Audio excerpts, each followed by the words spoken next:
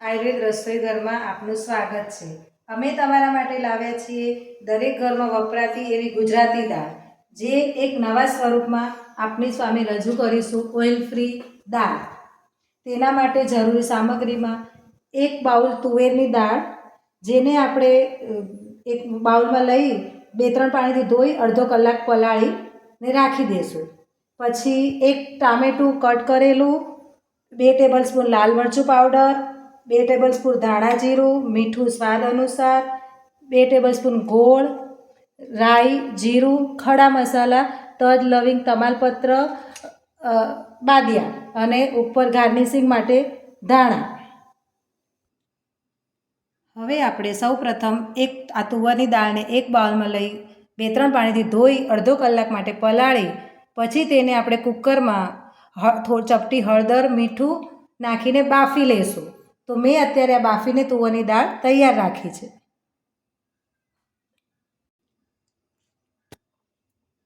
હવે આપણે એક કઢાઈ લેશું, જેમાં આપણે દાળનો વઘાર કરશું। એ દાળ છે આપણો ઓઇલ ફ્રી। તમે કઢાઈમાં જોઈ શકો છો, આપણે બિલકુલ બી ઓઇલ લીધું નથી। હવે જ્યારે કઢાઈ એકદમ ગરમ થાય ત્યારે આપણે એમાં રાઈ એડ કરીશું।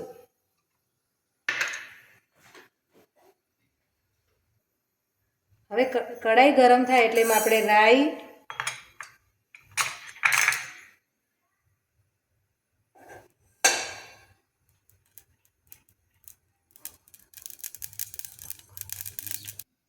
હવે આપણે જ્યાં સુધી રાઈ ફૂટે ત્યાં સુધી આપણે આ ટામેટામાં લાલ મરચું પાવડર, ધાણા જીરું અને મીઠું મિક્સ કરી એમાં આપણે થોડું પાણી નાખીને એક પેસ્ટ જેવું બનાવશું।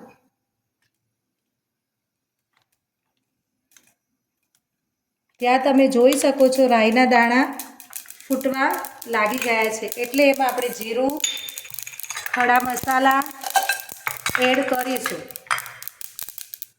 એ બધું થવા લાગે, ફૂટવા લાગે એટલે એમાં મીઠો લીમડો અને આ પેસ્ટ એડ કરીશું।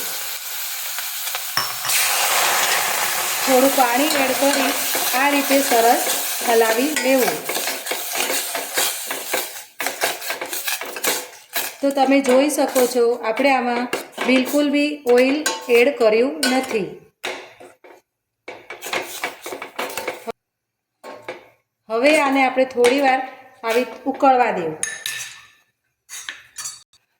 આવી રીતે જ્યારે ઉકળવા લાગે એટલે એમાં આપણે આપણી આ દાળ, બાફેલી દાળ એડ કરીશું અને હલાવી એમાં આપણે ગોળ પણ એડ કરી દઈશું। તો તમે જોઈ શકો છો તેલ વગર આપણો દાળનો કલર ખૂબ જ સરસ આવી ગયો છે। આમાં તેલની બિલકુલ બી જરૂર પડતી નથી। આવી રીતે દાળ